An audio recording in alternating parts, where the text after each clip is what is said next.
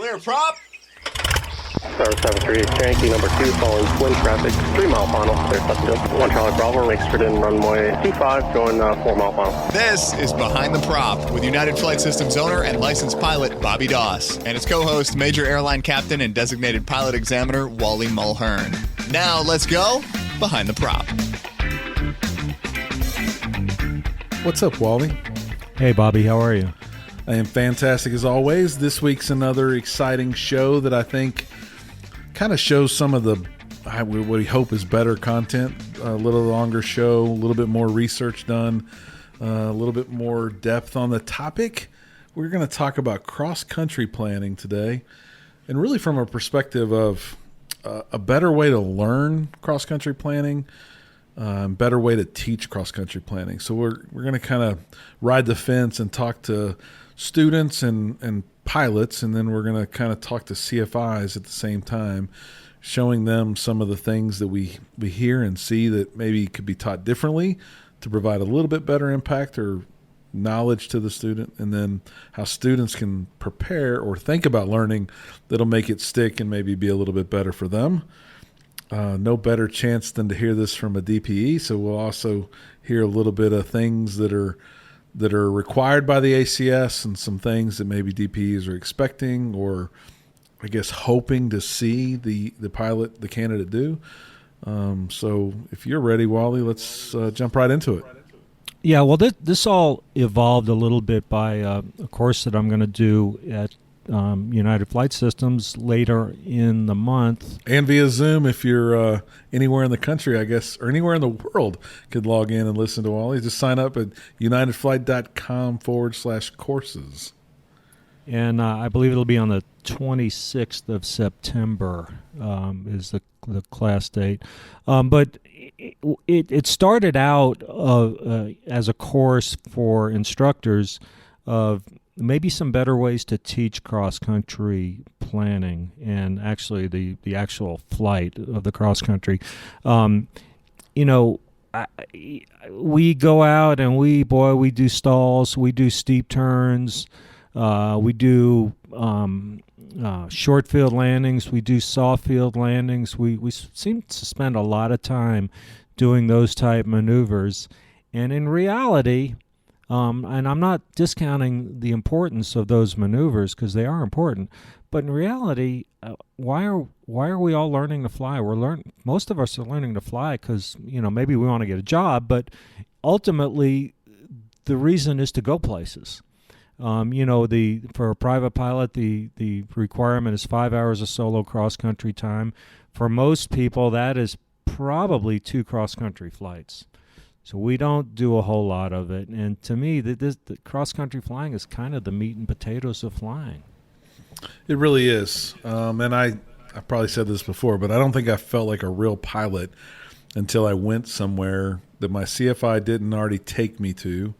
No one had taken me there. But I and of course I planned the heck out of it. Sat down at home. I was taking my family. We been to an airport I'd never seen before. You sit down, plan. You look at the taxi diagrams, the runways. You really pay attention to all that. Mentally in your head, you draw out the picture and you really go. It's a very different scenario.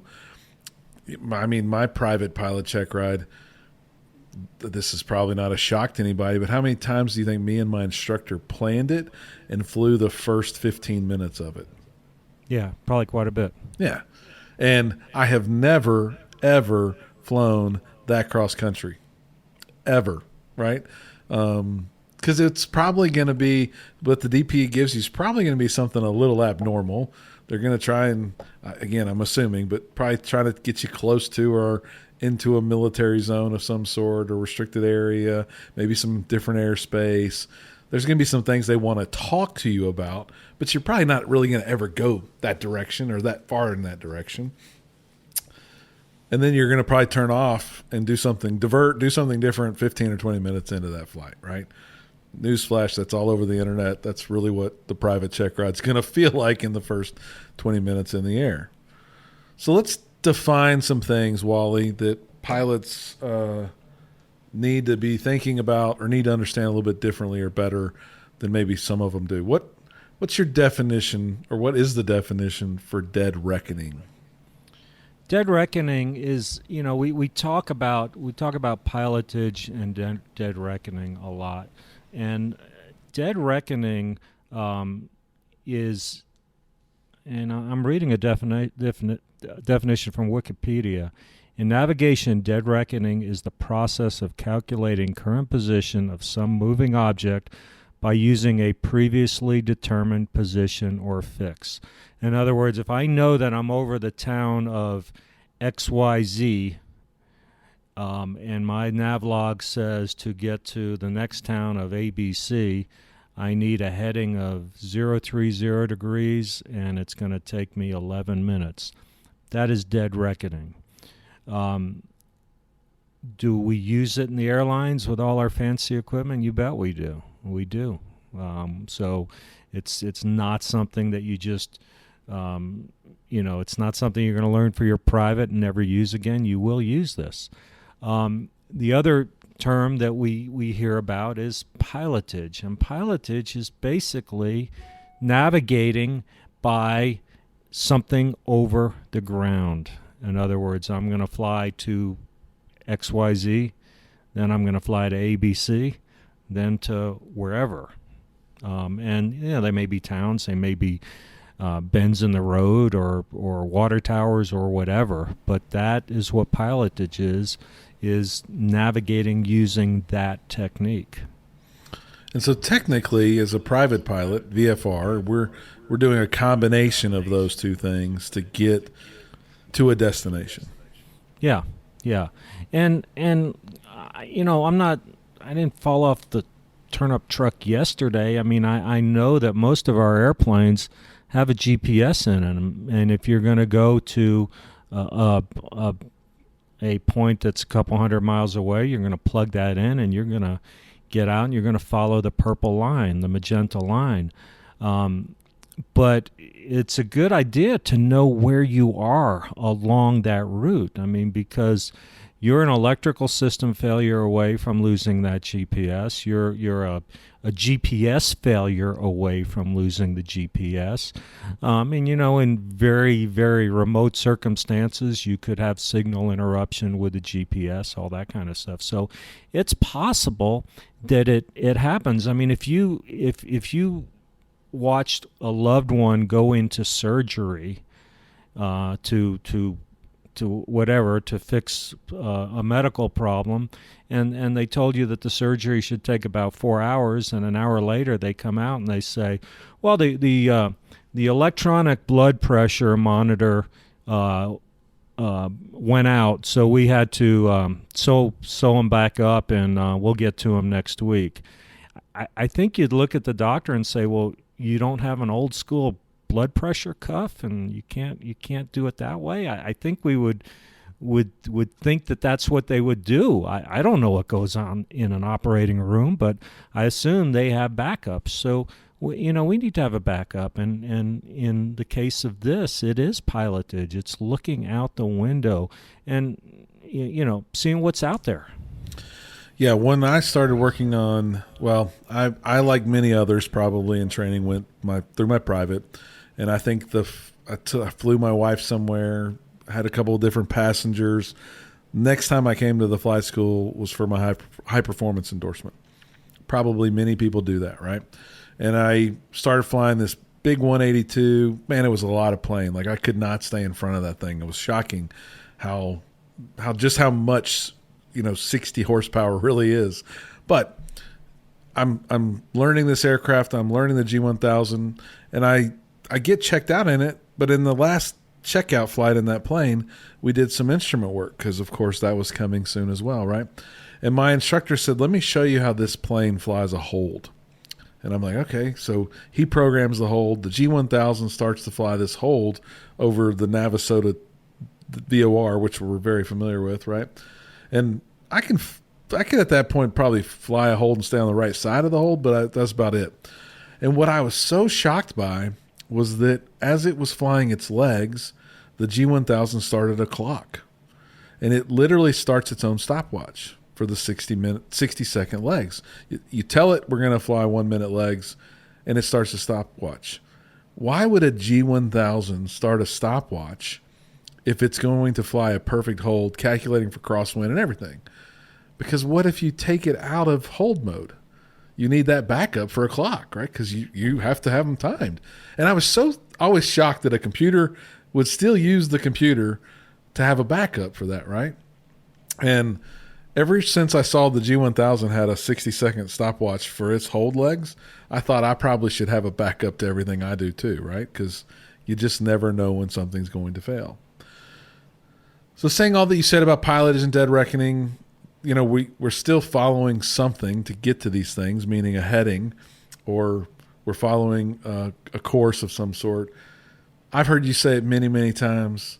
That's one of the biggest roadblocks for private pilots or pilots in general being able to navigate. Talk us through where the trouble comes from with course and heading and true and magnetic and all the combinations thereof. Yeah, well, there's a lot of confusion, the difference in course and heading. And I just kind of back off and don't overthink this. A course between two cities is going to be the same number every day of the week. Let's say you're going from, you're going from Houston, Texas, that's my hometown, to New Orleans, Louisiana. If it is 85 degrees, an 85-degree course, it's going to be 85 degrees today. It's going to be 85 degrees next March. It's going to be 85 degrees in December. Okay, the course it's like your runway heading.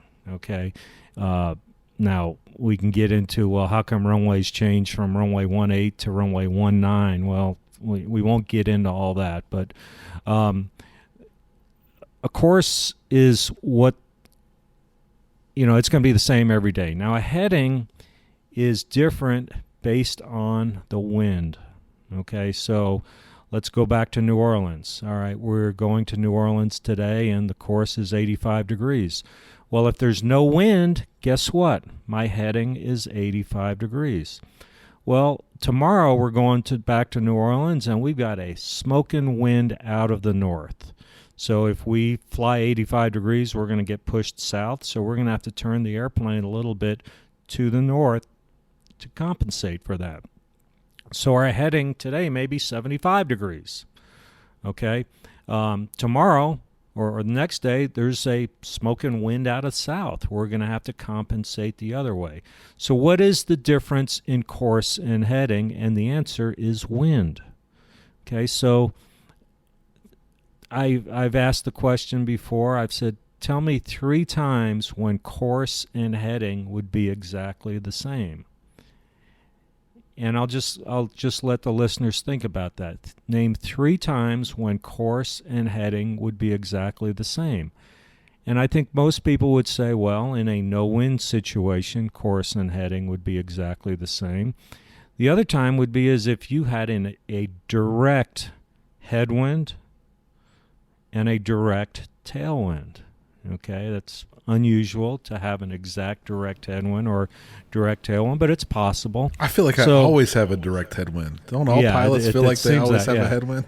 Yeah, it seems like you go there, you have the headwind, and you should have the tailwind coming home, but it never works out that way, does it? Never does. So there's just confusion in course and heading. I've seen people on check rides. I'll give them a heading, and I look, and they're not quite on the heading, but I look over at the GPS, and the track feature on the GPS is on the heading that I gave them. Okay, so some people sometimes confuse that. The track is what the airplane is doing. So in a perfect world, track should equal course.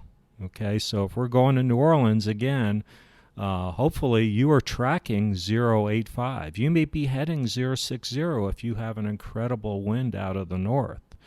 Okay, so if ATC tells you to fly a heading, just fly the heading.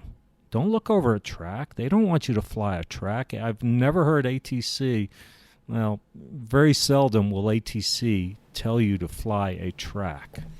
Yeah, I learned that in my instrument training, and I thought that was very interesting. I think I was talking to my instructor one night when we were doing some approaches, and I said something to the effect of, he said fly 090. I know I'm crabbed 10 degrees.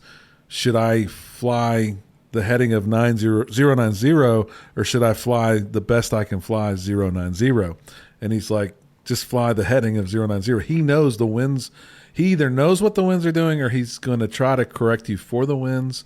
And if I were to fly a track, he's going to think I've got a problem in the aircraft and say, why don't you turn 10 more degrees to the left? Because he's probably trying to keep you off of something. And I just was shocked that they were doing that. But it's interesting. So it really is the heading that's being indicated. That's what he's wanting you to fly. Yeah, and a lot of times you'll get fly runway heading. You would think that they want you to fly a straight line off the runway. Well, if there's wind, that may not happen. So if the runway that you're taking off of happens to be aligned with a heading of or a course, I should say, of 174 degrees, it'd probably be 17 in that case. You should fly 174 degrees. And if you get blown off course, well, they see you. They have radar. They will adjust their heading to, they may say turn 10 degrees left, or give you a, turn left heading 160. Well, so you've kind of cleared up the course and the heading. What about true versus magnetic? True versus magnetic is a function of variation, which we see on a sectional. Now, in variation, what is variation? Basically, the Earth is a little bit lopsided, okay? So the magnetic North Pole is not located at the exact top of the world, okay? That's a real simple version. They're off a little bit. So the angle between those two North Poles, the magnetic North Pole and the true North Pole, is the variation. And it's different based on where you are in the world. If you go up very far north and you get closer to that spread is different. Imagine, if you're standing in your yard and you're looking at someplace that's 1,000 miles away, and there's another place that you're looking at that is also 1,000 miles away, but farther north. The difference between those two places, the angle is not that far. But if you get closer, that angle gets bigger. And I don't know if I did a very good job of explaining that. But for instance, down in South Texas, South Louisiana, the variation is only about 2 degrees. So we could get away with almost not even applying variation, and we'd still be really close. But you get up in Alaska, or places in Alaska where variation is 30, 40, 50 degrees. Sometimes even greater than that if you get really far north. So it's a big deal, the difference in true and magnetic. So one thing, when I was doing a lot of flight instructing, when I would talk to my students about cross countries, I would say the first part of a cross country to me is just flat out winging it.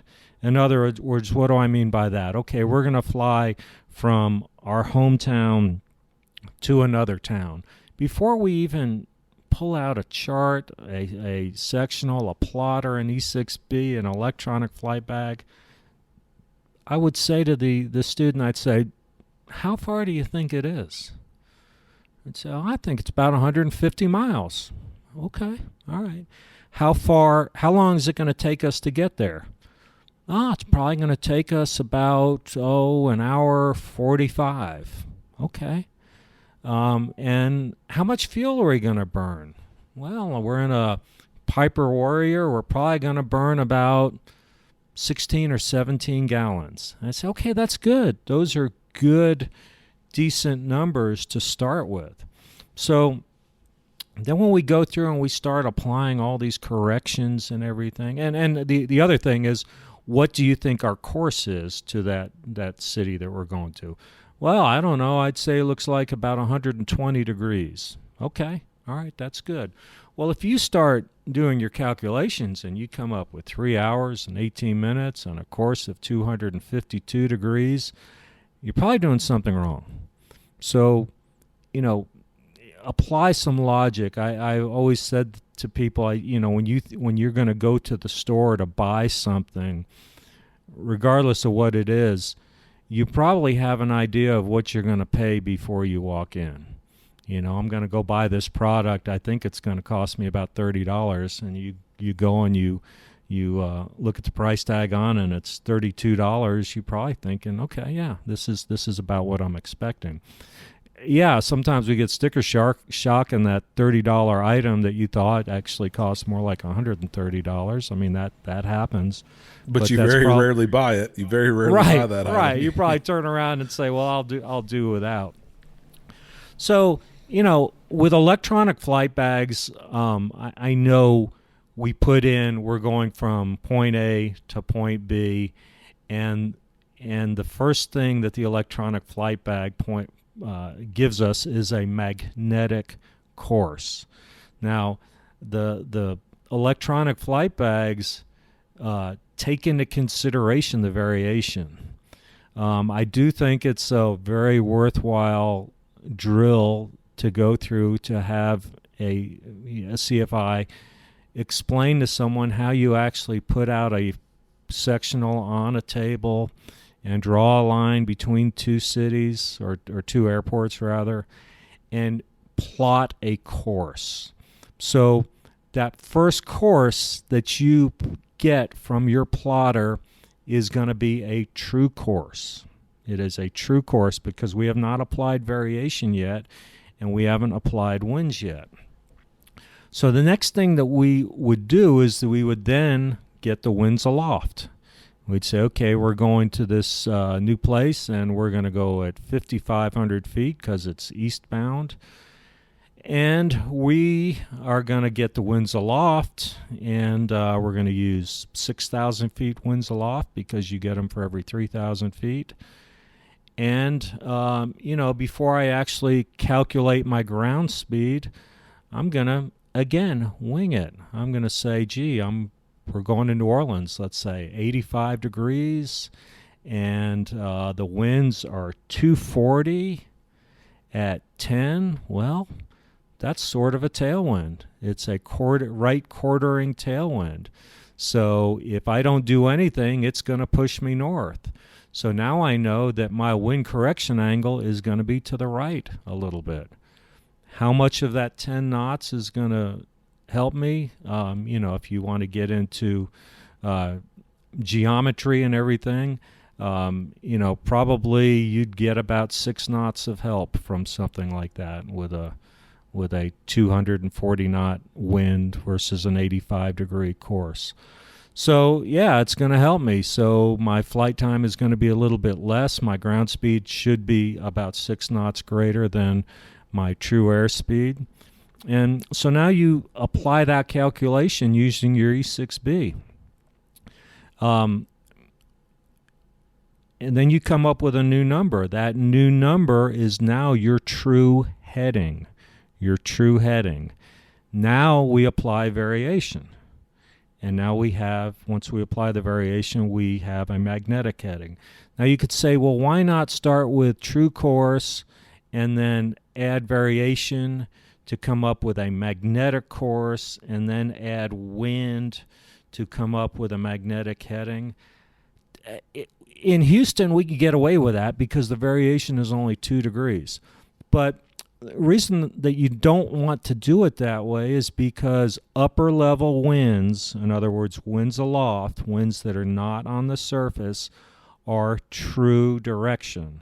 So we want to take a true course and apply true winds to get the number exactly correct. Again, in where we are in South Texas, it probably wouldn't make a whole lot of difference. But you get up in Alaska or where the variation is much greater, and it would make a big difference. And again, for the electronic flight bags basically take care of that step for you. They just go right to magnetic course. Well, and we don't think that's really good because you're going to have to explain that. And I kind of got challenged in my commercial check ride because I had prepared in an electronic flight bag, and I wasn't able to quickly articulate where all those numbers came from, but I thought through it and was able to cover that. But yeah, you should know how those numbers are derived and be able to produce those, whether it's in your brain to make sure you're kind of gut checking what you're seeing, or on a plotter and an E6B. You use the word exact, and I think people listening are going to be like, come on, Wally, when was the last time you figured out an exact flight plan? Like, what's the difference between a few 4 or 5 degrees? Like, what if I'm 5 degrees off? What's the big deal? Well, I remember as a young kid, my father saying to me, navigation is not an exact science, and it's not, but you can get really close. But to just give you some numbers, I dug deep in my memory banks and went back to the years of trigonometry from senior high school, advanced math in high school, doing trigonometry. And if you are 5 degrees off on your heading, 30 miles downrange, you'll be 3 nautical miles off course. If you're 7.5 degrees off, you're going to be 4 miles off. Wow. Okay, and why is that a big deal? Well, if you look at the standards within the ACS says that the examiner needs to see you hit your checkpoints within 3 nautical miles. So it could be a problem. Well, and I can remember in my instrument days, my instructor saying, look, if you're 5 degrees off and you're going to New Orleans, you might be 50, 60, 70 miles out over the Gulf of Mexico, which could create a whole lot of problems if you lost your engine or anything else, never mind being an IMC, right? So for us is a long but short trip. But you could see if you were a degree or two off and be 20 miles out over the ocean, that could be a real big deal. That could be game-changing, especially with fuel and all the other problems that could present themselves.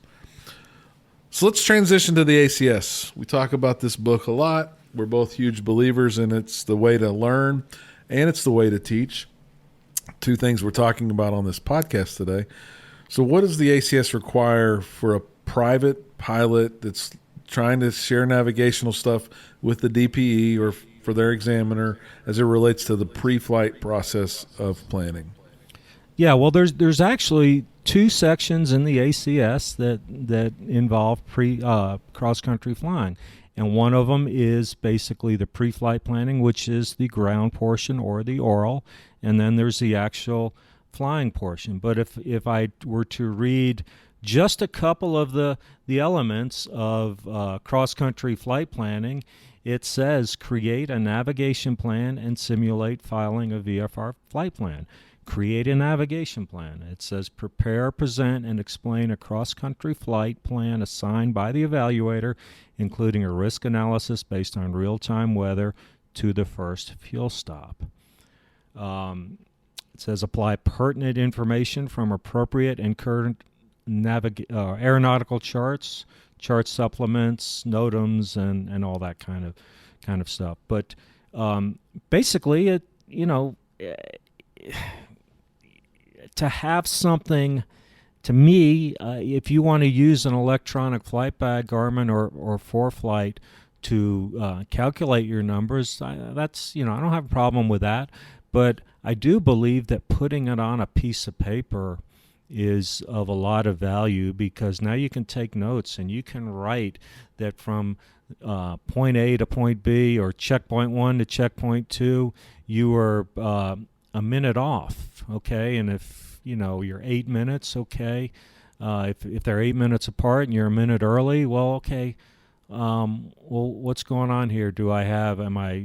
Is my power setting higher, which is going to equate to a higher fuel burn? Do I have more of a tailwind?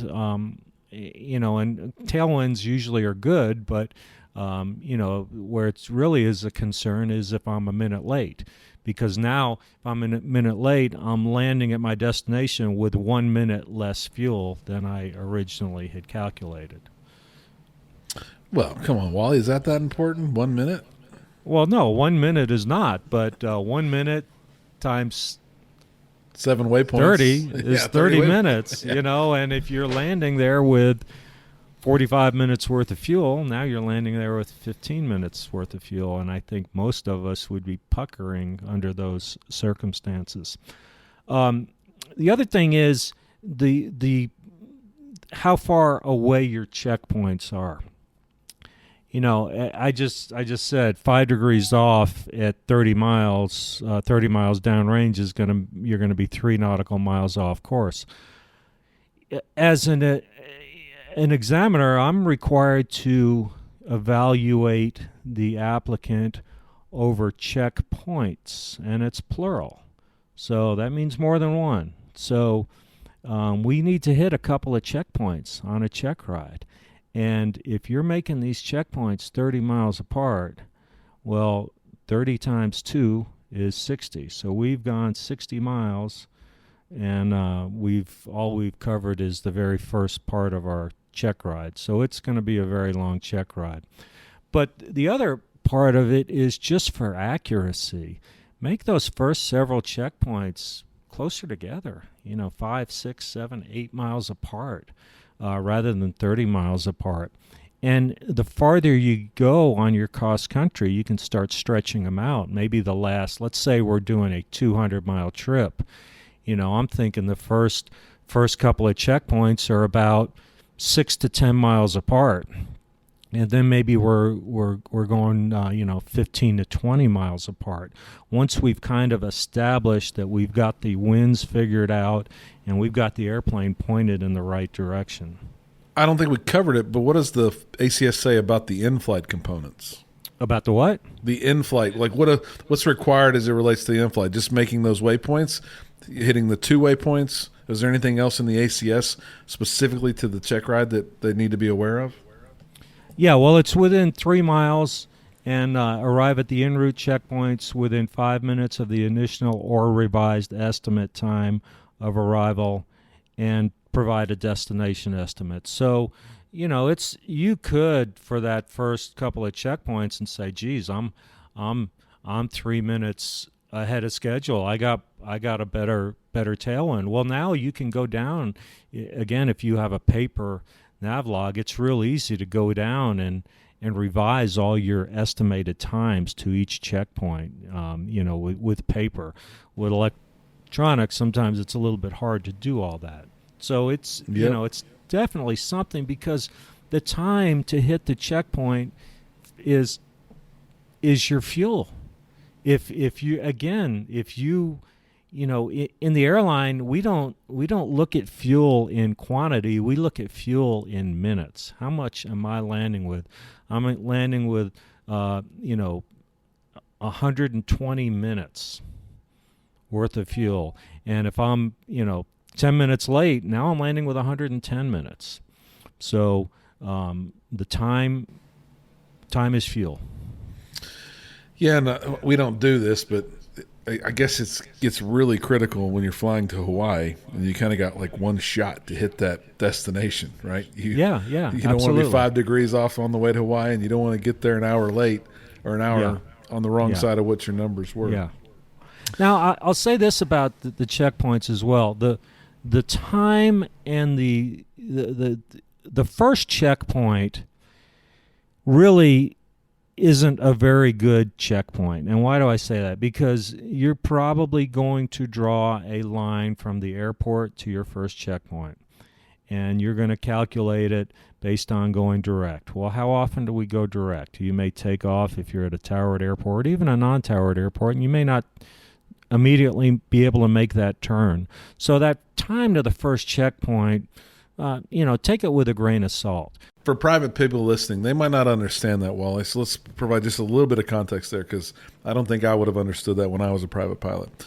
If I was going to go naturally from this airport to where my flight was, which was Victoria for your reference, and the winds are almost always out of the south, I'm probably taking off south. I'm probably headed pretty close to the track that I need to go, or the course or the heading or whatever I'm supposed to calculate, and I'm heading that direction. But what if it was the fall and the winds were from the north?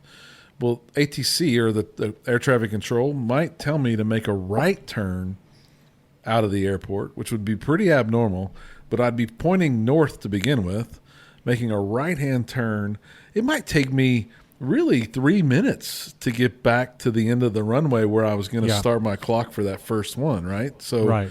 If you're new to being a navigator or an aviator, there's reasons why you might lose a few minutes in the first segment of flight. I think that's what you were pointing to.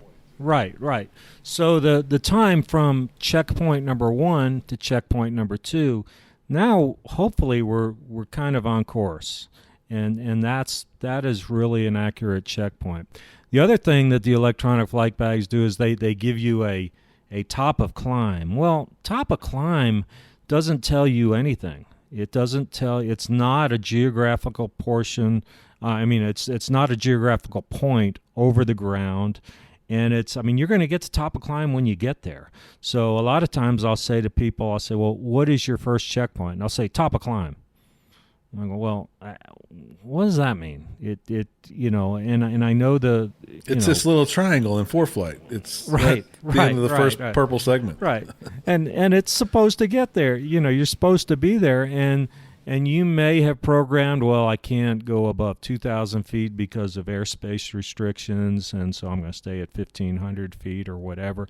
You may have put that in there. You may have not. So, from my standpoint of making sure we're on course and on time, top of climb really doesn't mean a whole lot to me, but and really the time at that first checkpoint doesn't really mean a whole lot either. That time from that first checkpoint to the second one, now we're beginning to use something that is very worthwhile to us.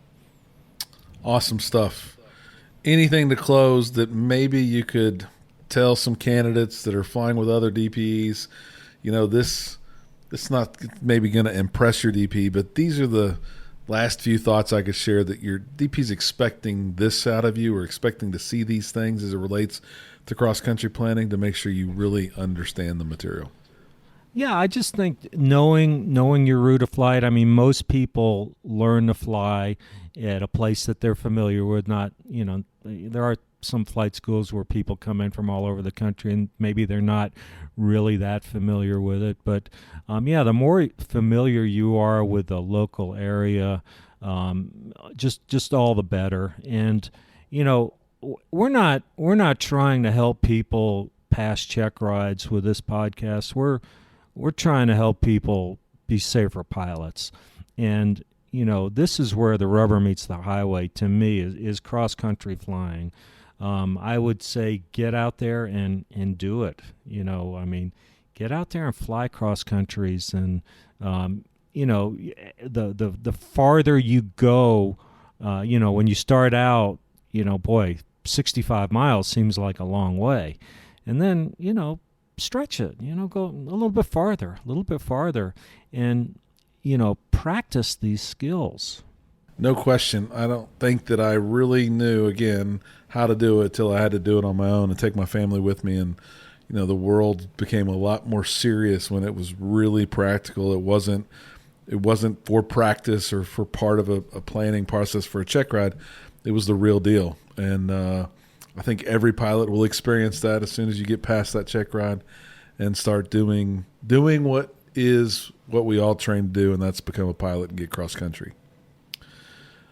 All right. Well, hopefully everybody enjoyed the show. Again, we'll see you every other week, and we hope these shows have a little bit more bite, a little bit more oomph to them, and hopefully everybody's getting excited about the ground school we announced almost a month ago. For those of you that are new to the show, we are now 17 days from our 2-year anniversary. We have big milestones we hope to accomplish in that first couple of years, and we look forward to our listenership growing. So if we've earned it, please give us a 5-star review wherever you listen to podcasts, and share the show with your friends, your future aviators, your current aviator friends. It'll always help us continue to make better and bigger and hopefully content that'll save an aviator's life one day. As always, fly safely and stay behind the prop. Thanks for checking out the Behind the Prop podcast. Be sure to click subscribe and check us out online at BehindTheProp.com. Behind the Prop is recorded in Houston, Texas. Creator and host is Bobby Doss. Co-host is Wally Mulhern. The show is for entertainment purposes only and is not meant to replace actual flight instruction. Thanks for listening, and remember, fly safe.